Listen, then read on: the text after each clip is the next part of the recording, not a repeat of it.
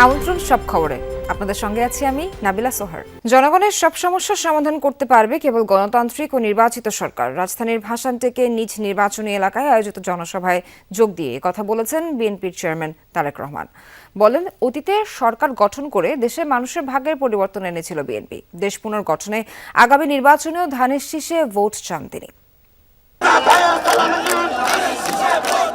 দলীয় প্রধান হিসেবে যতটা না তার চেয়েও বেশি গুরুত্বপূর্ণ বিএনপির চেয়ারম্যান তারেক রহমান এই এলাকার প্রার্থী। তাই নেতাকর্মী তো বটেই, ভোটারদের মাঝেও বাড়তি আগ্রহ ছিল প্রথম জনসভা ঘিরে।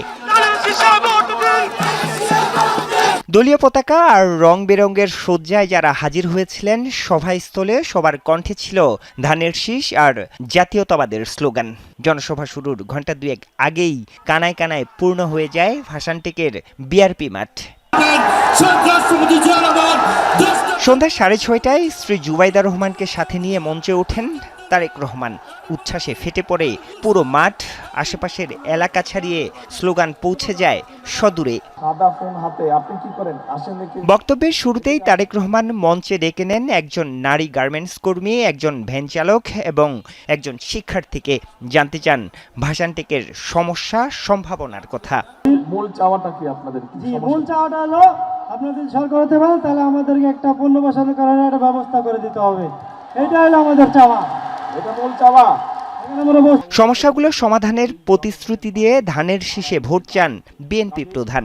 আমরা যদি অতীতের সবগুলো কাজ বিবেচনা করি, আমরা দেখব একমাত্র ধানের শীষকে যতবার নির্বাচিত করেছে এই দেশের মানুষ, ততবারই এই দেশের উন্নয়ন হয়েছে, দেশের মানুষের ভাগ্যের একটু হলো পরিবর্তন হয়েছে, ভালো পরিবর্তন হয়েছে। কাজে আসুন, আমি ধানের শীষের প্রার্থী হিসাবে আপনাদের কাছে আমি ধানের শীষের পক্ষে ভোট চেয়ে যাচ্ছি। একই সাথে আপনাদেরকে আমি অনুরোধ করছি, যেই পরিকল্পনার কথাগুলো আপনাদের সামনে আমি তুলে ধরলাম, সেই পরিকল্পনাগুলোকে যদি বাস্তবায়ন করতে হয় তাহলে সমগ্র বাংলাদেশের ধানের শীষকে জয়যুক্ত করতে হবে। তারেক রহমান বলেন, শিক্ষা, স্বাস্থ্য খাতে উন্নয়ন, কর্মসংস্থান সৃষ্টি সহ সেক্টর ভিত্তিক নানা পরিকল্পনা গ্রহণ করেছে তার দল।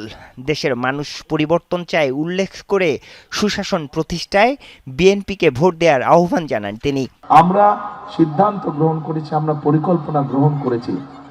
আমাদের দেশের বহু মানুষ বিদেশে প্রতি বছর কর্মসংস্থানের জন্য যায়, কিন্তু এই মানুষগুলো দক্ষ শ্রমিক হিসেবে চায় না। আমরা চাই বাংলাদেশের লক্ষ লক্ষ যে তরুণ সমাজের সদস্য আছে, নারী হোক পুরুষ হোক, তাদেরকে বিভিন্ন রকম ট্রেনিং দিব, তাদের পড়ালেখা শেষ হোক বা শেষ হওয়ার আগে, যাতে দেশের ভিতরেই ব্যবসা বাণিজ্য হোক অথবা দেশের বাইরে হোক, তারা যাতে কর্মসংস্থানের ব্যবস্থা করতে পারে, যাতে স্বাবলম্বী হয়ে দাঁড়াতে পারে। তারেক রহমান বলেন, সময় এখন দেশ পুনর্গঠনের। বলেন, বিনির্মাণ আর গণতন্ত্র পুনঃপ্রতিষ্ঠার পথে প্রয়োজন জনমানুষের নির্বাচিত সরকার। সারা দেশের সামগ্রিক যে সমস্যাগুলো আছে, মানুষের নিরাপত্তা, মানুষের কর্মসংস্থান, মানুষের শিক্ষা, মানুষের চিকিৎসা, এইগুলোকে যদি আমাদের অ্যাড্রেস করতে হয়, এই সমস্যাগুলোর পর্যায়ক্রমিকভাবে যদি আমাদের সমাধান করতে হয়, অবশ্যই আগামী দিনে বাংলাদেশের একটি গণতান্ত্রিক এবং মানুষের দ্বারা, সাধারণ মানুষের দ্বারা নির্বাচিত সরকার প্রয়োজন। মানুষের নির্বাচিত সরকারই মানুষের সমস্যার সমাধান করতে সক্ষম হবে। প্রিয় ভাই বোনেরা, ঢাকা 17-র পাশাপাশি বগুড়া 6 আসনের প্রার্থী তারেক রহমান জনসভায় যোগ দেবেন সেই আসনেও। সিলেটের পরে দ্বিতীয় দিনই নিজ নির্বাচনী এলাকায় এলেন তারেক রহমান। উদ্দেশ্য শুধু প্রচারণা নয়, দেশের মানুষের আস্থা অর্জন।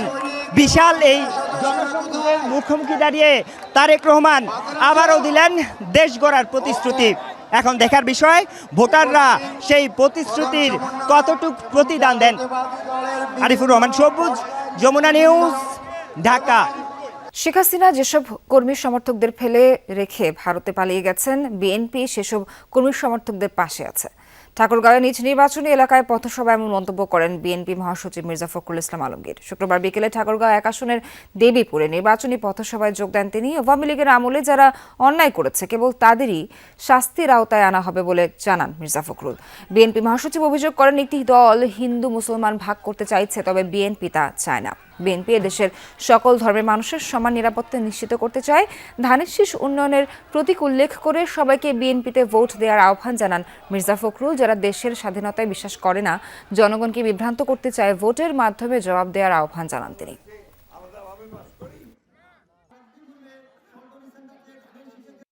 আমাদের হাসিনা আপদ চলে গেছেন ভারতে গেছেন, ভালো করছেন। এইখানকার যারা আপনার সমর্থক, যারা আপনাদের কর্মী পার্টির, তাদেরকে বিপদে পড়ে গেছেন কেন? যারা বিপদে, আমরা তাদেরকে জানাতে কোনো বিপদে পড়বেন না, আমরা আছি আপনাদের পাশে। উত্তরাঞ্চলকে কৃষিভিত্তিক শিল্পের রাজধানী করার প্রতিশ্রুতি দিয়ে দ্বিতীয় দিনে ভোটের প্রচার চালিয়েছেন জামায়াত আমির। বলেন, অনেকে কার্ডের প্রতিশ্রুতি দিচ্ছেন, সেই কার্ডে মানুষের ভাগ্য পরিবর্তন হবে কিনা সেই সংশয় প্রকাশ করেন তিনি। আসন্ন নির্বাচনে কেউ ভোট ডাকাতি করতে চাইলে তাদের সম্মিলিতভাবে রুখে দেওয়ার আহ্বান 10 দলীয় ঐক্যের প্রধানের।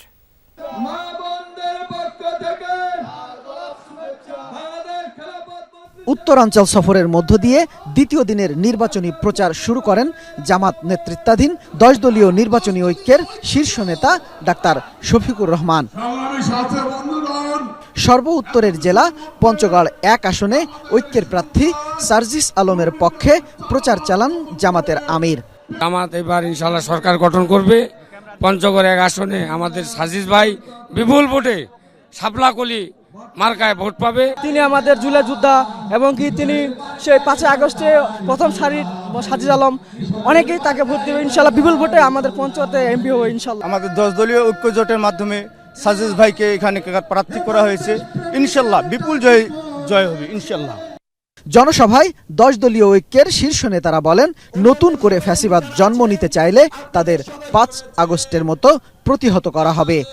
বাংলাদেশের টেকনাফ থেকে তেতুলিয়া, রূপসা থেকে পাথুরিয়া 1,47,570 বর্গ কিলোমিটারে শুধু একটাই দলীয় হবে, 10 দলীয় ঐক্যবদ্ধ বাংলাদেশ ইনশাআল্লাহ। আমরা 10 দল, বিশেষ করে আমাদের যদি সবাই আমরা সামনে সরকার গঠন করি, ন্যায় এবং ইনসাফ ভিত্তিক সমাজ প্রতিষ্ঠা করতে পারবে ইনশাআল্লাহ এবং চেষ্টা করব।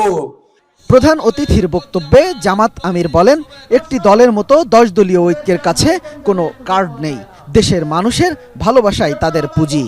ওরা জনগণের প্রতি 5 বছরে একবার দরদের হান্ডিতে জাল দেয় আর এটা উঠলাইয়া উঠে। বাকি 4.5 বছর ওদেরকে আর হারিকেন জ্বালাইয়া খুঁজে পাওয়া যায় না। কেউ কেউ আবার বসন্তের কুকিল, বসন্তকাল আসলে আইসা বললে কুহু কুহু, এরপরে এদেরকে আর খুঁজে পাওয়া যায় না। উড়ে আসে জুড়ে বসে মানুষের সাথে, তৃণমূলের সাথে, গরিব দুঃখীদের সাথে এদের কোনো সম্পর্ক নাই। আমরা এই রাজনীতিকে ঘৃণা করি। আমরা ছিলাম, আমরা আছি, আমরা থাকবো ইনশাআল্লাহ। পঞ্চগড় থেকে জামাত আমির যান দিনাজপুরে নির্বাচনী সভায়। শহরের গোর-এ শহীদ ময়দানে সমাবেশে অংশ নিয়ে জামাত আমির প্রতিশ্রুতি দেন, সরকার গঠন করলে উত্তরাঞ্চল হবে কৃষি শিল্পের রাজধানী। গোটা উত্তরবঙ্গকে কৃষিভিত্তিক শিল্পের রাজধানী বানাতে চায়। বন্ধ চিনি কল খুলে দিতে চাই, শ্রমিকদেরকে কর্মক্ষেত্রে আমরা ফিরিয়ে নিতে চাই। ভাই, আমাদের কাছে কোনো কার্ড নাই, আপনারা সবাই ভাই বোনেরা আমাদের কার্ড। আপনাদের বুকে আমরা একটা ভালোবাসার কার্ড চাই। এরপর ঠাকুরগাঁওয়ের সমাবেশে অংশ নেন জামাত আমির। জেলার সরকারি বালক উচ্চ বিদ্যালয় মাঠে সমাবেশে যোগ দেন তিনি, পরিচয় করিয়ে দেন জোট প্রার্থীদের। আমরা থামবো না, আমাদেরকে কেউ থামাতে পারবে না ইনশাআল্লাহ। ডাক্তার শফিকুর প্রতিশ্রুতি দেন ঐক্যবদ্ধ বাংলাদেশ গড়ার। বলেন, শিক্ষিতদের বেকার ভাতা নয়, প্রশিক্ষণ দিয়ে বেকারত্ব দূর করা হবে। আপনাদের ভালোবাসায় সমর্থনে বাংলাদেশ জামাত ইসলামী যদি দেশ সেবার সুযোগ পায়, সরকার গঠনের সুযোগ পায়, আমরা আপনাদেরকে অত্যন্ত আস্থার সাথে আশ্বস্ত করছি, দিনাজপুর শহর ইনশাআল্লাহ সিটি কর্পোরেশনে রূপান্তরিত করা হবে। পরে রংপুরের নির্বাচনী সমাবেশে যোগ দেন জামাত আমির। নির্বাচন আসলে যারা রঙিন স্বপ্ন দেখায় তাদের লাল কার্ড দেখানোর আহ্বান জানান তিনি। যা আমরা পারবো না তা আমরা বলবো না, যা আমাদের কর্তব্য বলে মনে করে শুধু তাই বলবো। আমরা কাউকে ভাই বেকার ভাতা দিব না। বেকার ভাতার মানে হচ্ছে বেকারের কারখানা তৈরি করা, আমরা কোনো বেকারের কারখানা তৈরি করি। বিগত সরকার দেশকে সিঙ্গাপুর কানাডা বানানোর স্বপ্ন দেখিয়ে দুর্নীতি আর লুটপাট চালিয়েছে। এই সুযোগ আর কাউকে না দেওয়ার আহ্বান জানান ডাক্তার শফিকুর রহমান। আল্লাহর দেওয়া মেধা এবং যোগ্যতা খাটিয়ে শামীম রেজা, যমুনা নিউজ, রংপুর। রাজধানীর বিভিন্ন এলাকায় গণসংযোগ চালিয়েছে 10 দলীয় ঐক্যের প্রার্থীরা। গণমিছিলের নেতৃত্ব দেন ঢাকা 11 আসনে এনসিপির প্রার্থী ও দলটির আহ্বায়ক নাহিদ ইসলাম। মিরপুর ও বনানীতে গণসংযোগ করেছেন ঢাকা 16 ও 17 আসনের জামায়াত প্রার্থীরা। শুক্রবার সকালে রাজধানীর নতুন বাজার এলাকায় 10 দলীয় ঐক্য এবং ঢাকা 11 আসনে এনসিপির প্রার্থী নাহিদ ইসলামের নেতৃত্বে হয় গণমিছিল। এ সময় তিনি সংস্কার ও ক্ষমতা কাঠামোর পরিবর্তনের জন্য ভোট চান। আতঙ্ক তৈরি করা হচ্ছে অভিযোগ তুলে বলেন, ভোট কেন্দ্র দখলের চেষ্টা করলে রুখে দেওয়া হবে। কেউ আঘাত করলে পাল্টা আঘাতের হুঁশিয়ারিও দেন তিনি।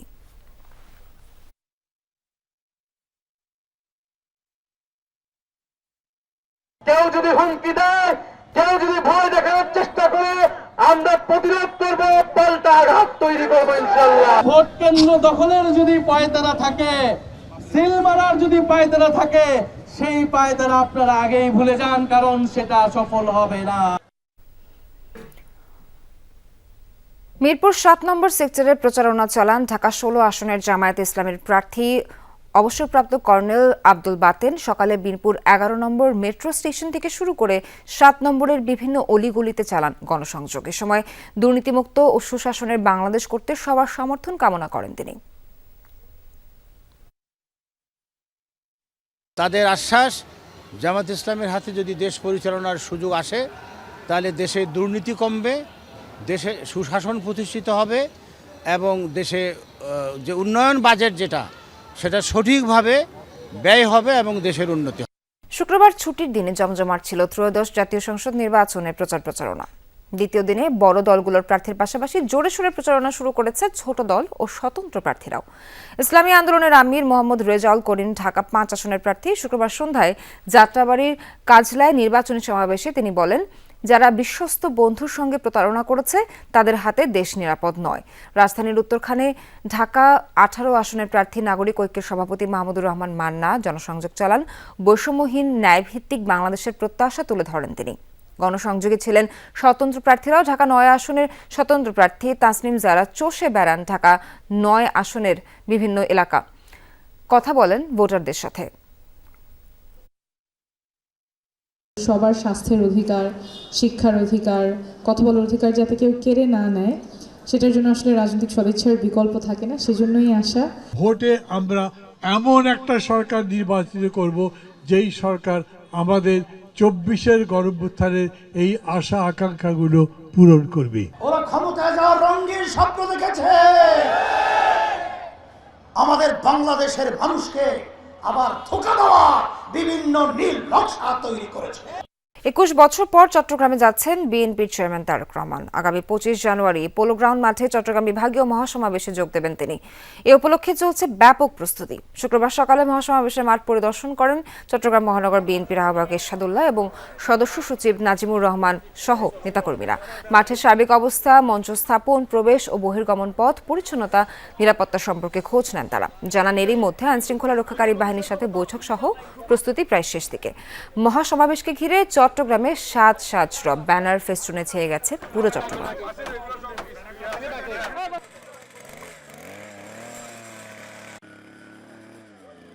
বিএনপির বিরুদ্ধে আচরণবিধি লঙ্ঘনের অভিযোগ করেছেন এনসিপির মুখপাত্র আসিফ মাহমুদ সজীব ভুঁইয়া। শুক্রবার সন্ধ্যায় নির্বাচনী পরিচালনা কমিটির মিটিং শেষে প্রধান কার্যালয়ে প্রেস ব্রিফিংয়ে তিনি বলেন, অন্যদেরও এ ধরনের নিয়ম ভঙ্গের জন্য উৎসাহিত করা হচ্ছে। প্রার্থীরা আচরণবিধি লঙ্ঘন করে পোস্টার ব্যবহার করছে বলেও জানান তিনি। প্রশাসন একটি নির্দিষ্ট দলকে সুযোগ দিচ্ছে বলে অভিযোগ করেন আসিফ মাহমুদ সজীব ভুঁইয়া।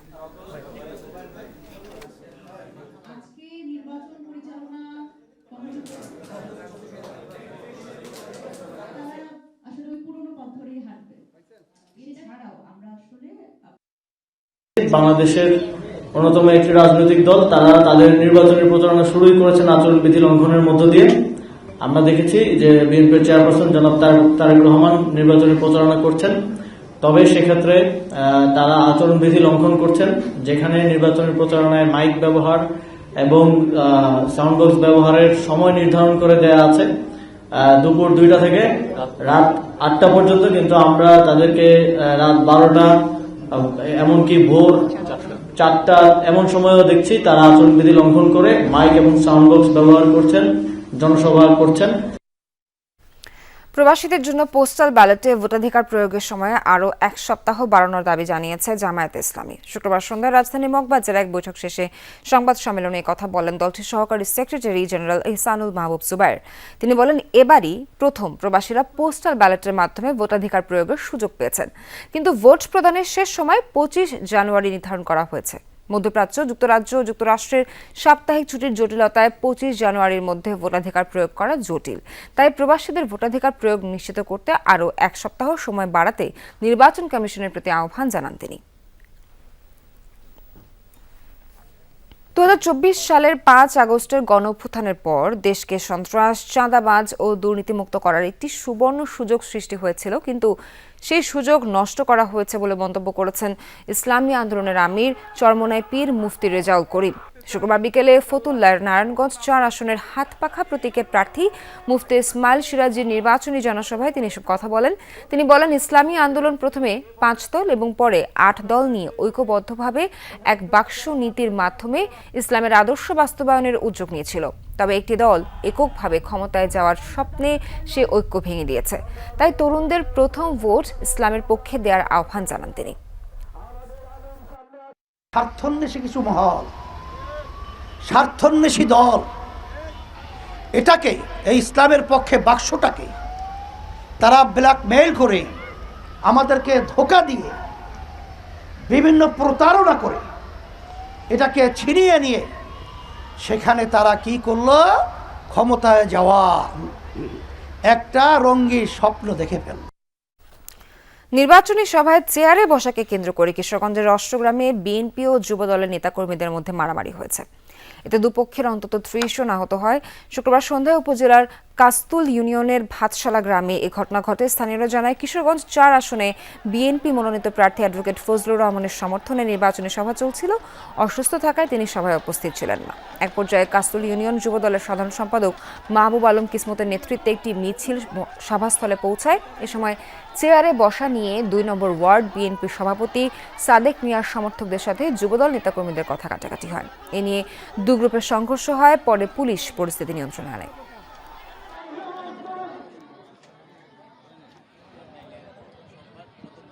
মুন্সিগঞ্জ 3 আসনে গজারিয়ায় বিএনপি ও স্বতন্ত্র প্রার্থীর সমর্থকদের মধ্যে সংঘর্ষে আহত হয়েছেন অন্তত 7 জন। শুক্রবার বিকেলে গজারিয়া ইউনিয়নের সোনালী মার্কেট এলাকায় ঘটনা ঘটে। স্থানীয়রা জানান, বিকাল 5টার দিকে সোনালী মার্কেট এলাকায় স্বতন্ত্র প্রার্থী মহিউদ্দিন আহমেদ ও বিএনপি প্রার্থী কামরুজ্জামান রতনের সমর্থকরা সংঘর্ষে জড়ায়।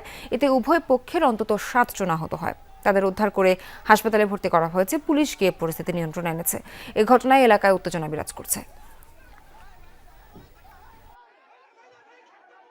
ঝিনাইদহ 4 আসনে স্বতন্ত্র প্রার্থী সাইফুল ইসলাম ফিরোজের নির্বাচনী গণসংযোগ অনুষ্ঠিত হয়েছে। শুক্রবার বিকেলে কলিগঞ্জ শহরের থানা রোডে গণসংযোগ করেন তিনি। সবাইকে ঐক্যবদ্ধ হয়ে কাপ পিরিচ মার্কায় ভোট দেওয়ার আহ্বান জানান সাইফুল ইসলাম ফিরোজ। বলেন, তিনি জনগণের পাশে ছিলেন, ভবিষ্যতেও থাকবেন। এ সময় প্রার্থী সাইফুল ইসলাম ফিরোজ ছাড়াও উপজেলা বিএনপির সিনিয়র যুগ্ম আহ্বায়ক নুরুল ইসলাম, সাবেক যুগ্ম আহ্বায়ক ইলিয়াস রহমান মিঠু সহ অনেকেই বক্তব্য রাখেন। নির্বাচনী প্রচারণায় মুখরিত হয়ে উঠেছে নারায়ণগঞ্জের 2500। শুক্রবার 2500-এর কয়েকটি এলাকায় গণসংযোগ করেছেন নারায়ণগঞ্জ 2 আসনের স্বতন্ত্র প্রার্থী আতাউর রহমান আঙ্গুর।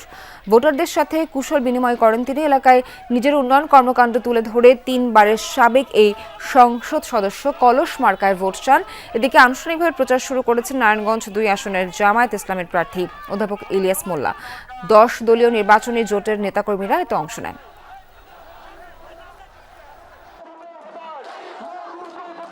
কুষ্টিয়ায় হ্যাঁ ভোটের পক্ষে জাতীয় ছাত্র শক্তির ক্যাম্পেইন অনুষ্ঠিত হয়েছে। শুক্রবার সন্ধ্যায় জাতীয় ছাত্র শক্তি হ্যাঁ যাত্রার আয়োজন করে। এ সময় জেলা শিল্পকলা একাডেমিতে হ্যাঁ ভোটের পক্ষে সংক্ষিপ্ত আলোচনা সভা অনুষ্ঠিত হয়। ঘণ্টাব্যাপী আলোচনা সভায় জাতীয় ছাত্র শক্তির কেন্দ্রীয় কমিটির সভাপতি জাহিদ হাসান ও সাধারণ সম্পাদক আবু বাকের মজুমদার সহ কেন্দ্রীয় সহ বিভিন্ন জেলার নেতৃবৃন্দ উপস্থিত ছিলেন। পরে হ্যাঁ ভোটের পক্ষে সচেতনতা বৃদ্ধিতে লিফলেট বিতরণ করা হয়। ভক্তি ও সাংস্কৃতিক চেতনার মধ্য দিয়ে নর্থ সাউথ ইউনিভার্সিটি ক্যাম্পাসে উদযাপিত হলো সরস্বতী পূজা। রাজধানীর বসুন্ধরা আবাসিক এলাকায় নর্থ কোর্টে আয়োজিত এই অনুষ্ঠানে শিক্ষার্থী, শিক্ষক, কর্মকর্তা ও প্রাক্তন শিক্ষার্থীদের অংশগ্রহণ অনুষ্ঠিত হয় পূজা, পুষ্পাঞ্জলি ও মনোজ্ঞ সাংস্কৃতিক পরিবেশনা। অনুষ্ঠানের প্রধান অতিথি ছিলেন মৎস্য ও প্রাণী সম্পদ মন্ত্রণালয়ের উপদেষ্টা ফরিদ আক্তার। দেশের নির্মাণ শিল্পে শুরু হলো আস্থাভিত্তিক উন্নয়নের নতুন অধ্যায়। উদ্বোধন করা হলো নরসিংদীর পলাশে কনফিডেন্স গ্রুপের দ্বিতীয় সিমেন্ট প্ল্যান্ট। জার্মান ভিআরএম প্রযুক্তির সমন্বয়ে উৎপাদিত কনফিডেন্স সিমেন্ট দেশ জুড়ে শহর থেকে গ্রাম প্রতিটি প্রান্তে পৌঁছে দেওয়ার প্রত্যয় ব্যক্ত করেন প্রতিষ্ঠানটির শীর্ষ কর্মকর্তারা। গ্র্যান্ড লঞ্চিং প্রোগ্রামে টেকসই উন্নয়ন, আধুনিক প্রযুক্তি ও পরিবেশ বান্ধব উৎপাদনের উপর বিশেষ গুরুত্ব দেন বক্তারা।